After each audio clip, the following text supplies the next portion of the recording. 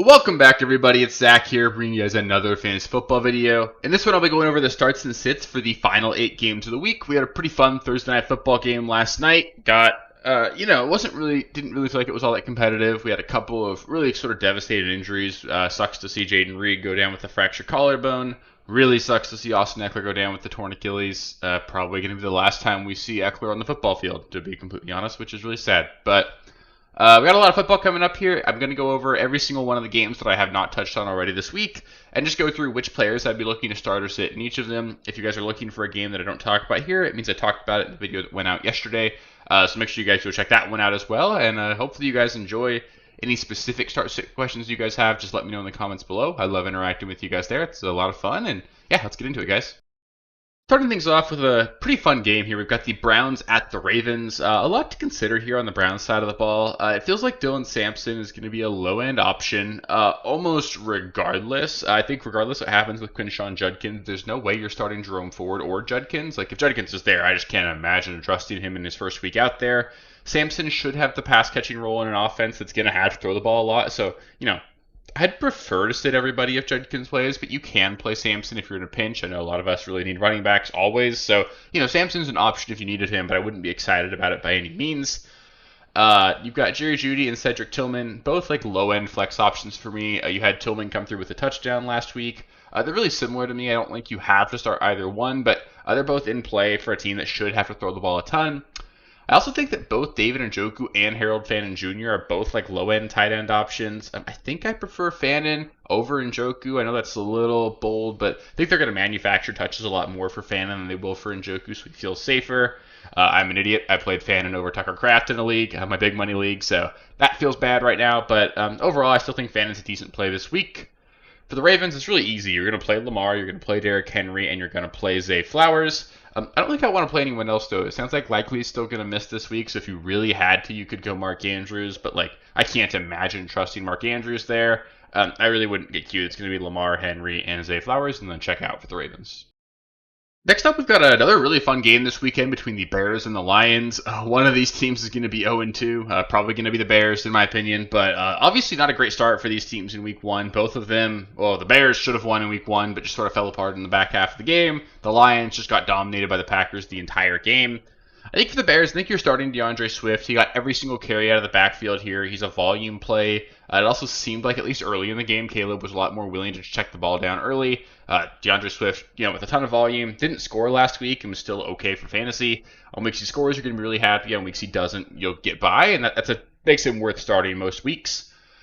DJ Moore and Rome Odunze, both like flex plays for me. I really don't love it for either one of them. It feels like you need a big play or a touchdown for those guys to come through, and I don't really trust this Bears offense just yet, so you could play them, but I don't think you need to by any means.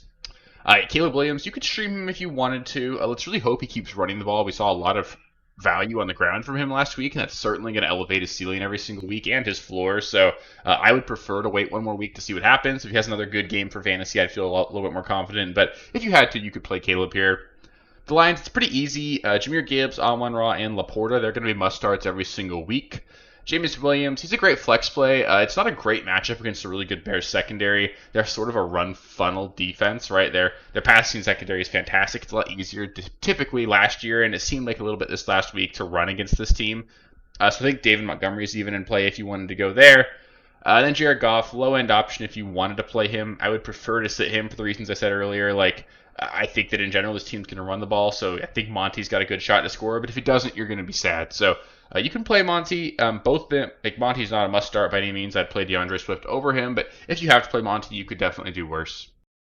Next up, we've got the Broncos at the Colts. I personally would prefer to wait another week to see what Bo Nix can do. I wouldn't be dropping Bo Nix by any means, but it was a really bad performance in week one. I want to see him come out and have a good game. And also, there's the possibility that this Colts defense is just really good. I know it's easy just to dunk on the Dolphins, but if the Colts defense is legit, you don't really know this early in the year whether or not the Dolphins suck or the Colts are really good. If the Colts are just a really good defense, they could certainly slow the Broncos down here. In the running game for the Broncos, Harvey and J.K. Dobbins are both low-end options. I think you can play J.K. Dobbins. He feels like the better play. Clearly the much less explosive player, but seems more likely to score a touchdown in any given week. Harvey, you're hoping to see more playing time. Hopefully we just stop seeing Tyler Bidet on the field. It's just not fun for fantasy when you've got three backs playing. So hopefully we get rid of that. But again, I think Dobbins is like a low end running back too. Harvey like an even lower end option if you need him, but I'd probably prefer to see more action for Harvey before I trust him. For the Broncos pass catchers, Courtland Sutton really the only wide receiver worth starting. Evan Ingram should play this week, but I don't really want to play him. Wasn't super involved last week. Now he's banged up with a calf injury. I think you can do that. Like I'd play Shawan Johnson over him. I'd play Brenton Strange over him. I'd play Harold Fannin over him. I'm not playing Evan Ingram this week. For the Colts, Jonathan Taylor, Tyler Warren, auto starts every single week. Don't even really think about it the rest of the way. Tyler Warren's probably the tight end 3 the rest of the way. JT's a top 10 back. You're playing those two guys every single week. Michael Pittman, a flex play if you need it. A really tough matchup against Patrick Surtain.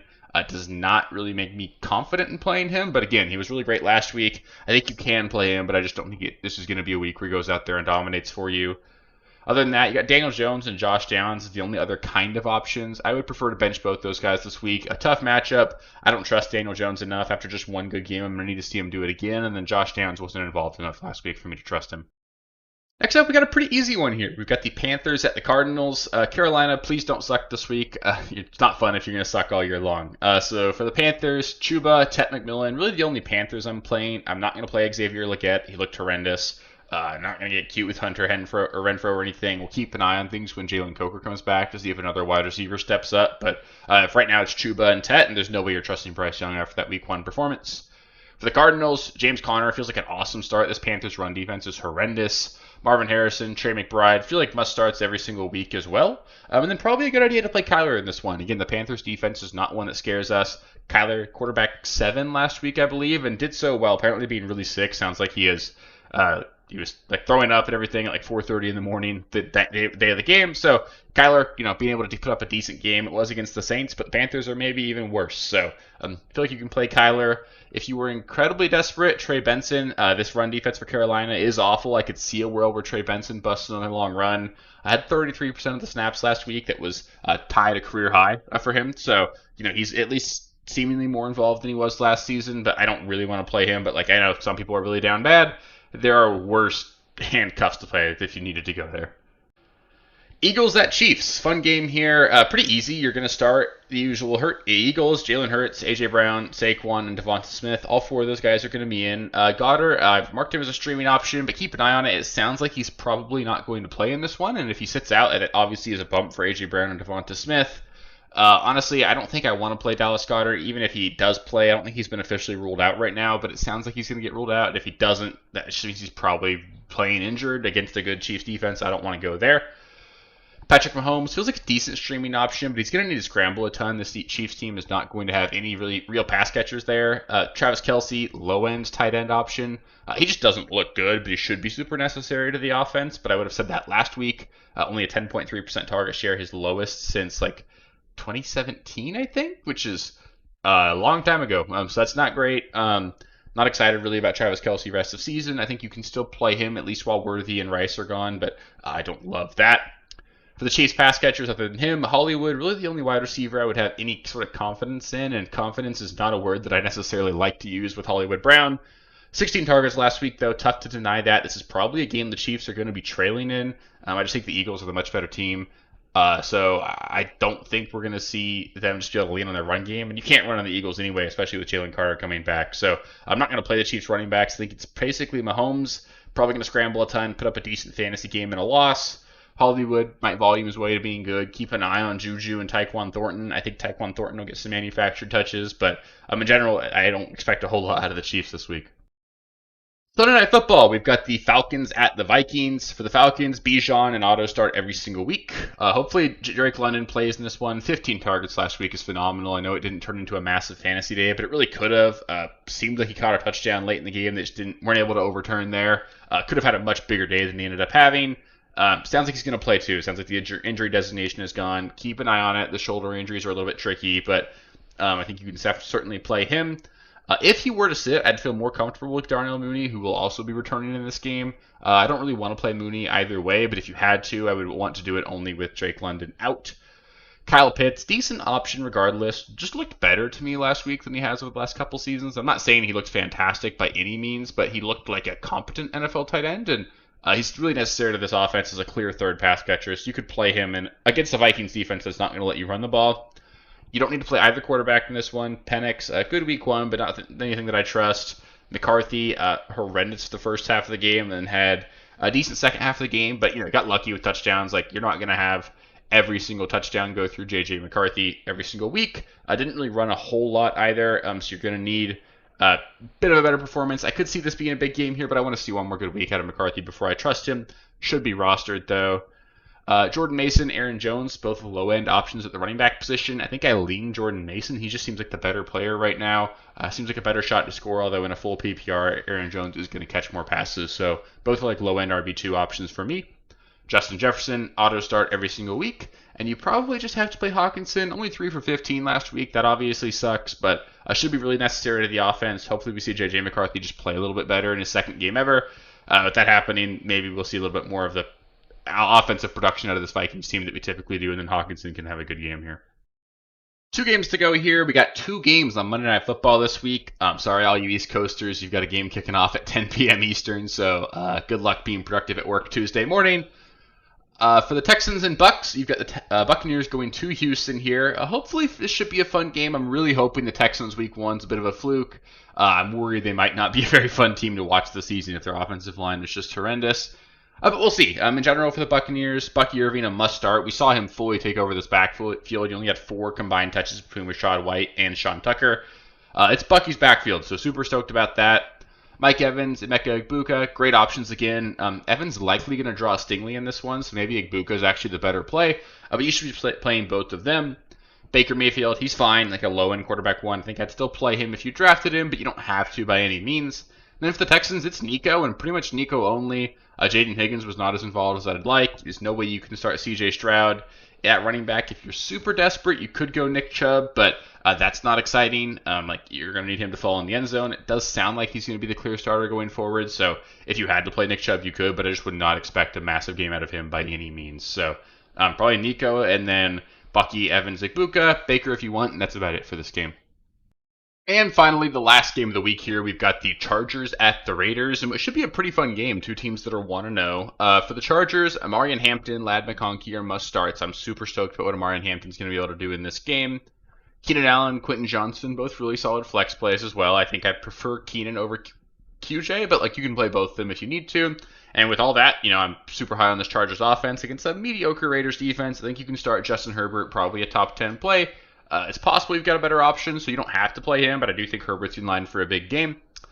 Ashton Jeanty, he's in for sure. Just the volume's so secure there. Hopefully we see a little bit better offensive line performance here, but the volume's there. Good shot to score. I think I'd play Hampton over Jeanty, but you're playing Jeanty if you have him. Brock Bowers, he's in for sure if you play him, and he does play. Tough situation there with him. It's tough to know right now. I don't have any injury report. I'm recording this on Friday.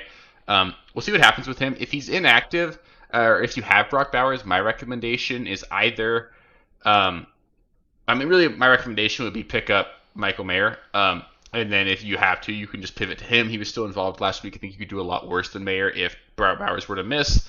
I think Bowers is going to play. It sounds like he wanted to go back in the game at the end of last week, so I feel like he should be active in this one, but if he's not, just make sure you have that hand pivot, because it's the last game of the week. You're not going to have a whole set of games to pick from there. Jacoby Myers feels really safe. I'm playing him for sure. I don't really think you can trust any other wide receivers just yet. Dante Thornton was not as involved as you'd wanted him to see or to be. You had Trey Tucker with the big touchdown. It's going to be Jacoby Myers and Brock Bowers, and that's it in the passing game. Geno Smith, though, low-end streaming option. You could do worse. The Chargers defense is not bad. It's just they're probably better than what we saw last week. In a game where they were winning, they just sort of gave up a little bit of garbage, it felt like, to the Chiefs. They're still a good defense. Geno, he's playing really well right now. I think you can play him. Obviously, has great weapons there in Vegas, but if Bowers is out, I wouldn't feel comfortable with Geno at all. I'd probably prefer to bench him, but if you had to, he's a great 2-quarterback play, and if you had to, you could stream him in a 1-quarterback league. Well, that'll do it for the starts and sits in week 2. Hopefully you guys can get some wins this week. Like I said earlier, if you guys do have any specific start-sit questions, just let me know in the comments below. I love interacting with you guys there. It's always super fun seeing what you guys have to come up with. So let me know there. If you guys didn't see the game we want to talk about in this video, it was recorded on the previous video, so make sure you guys go check that one out. And then, of course, if you haven't already, make sure you're subscribed to the channel. I'm putting out 5 videos a week every single week. We've got waivers, buy lows, sell highs, and then 2-star sit videos every single week. hopefully you guys are finding them helpful. If you want to make sure you don't miss any of that going forward, just make sure you subscribe to the channel. I will be here all year long to help you guys win your leagues, and hopefully we can win some together. So I appreciate you guys, and I will catch you guys with the next one. Peace. Thank you guys for watching. If you haven't already, please be sure to subscribe to the channel, like the video, check out these other videos here if you haven't. If you want more content, please feel free to follow me on Twitter at RealSteelFFB. I'll be more active on there as the season goes on. Thanks. Catch you later.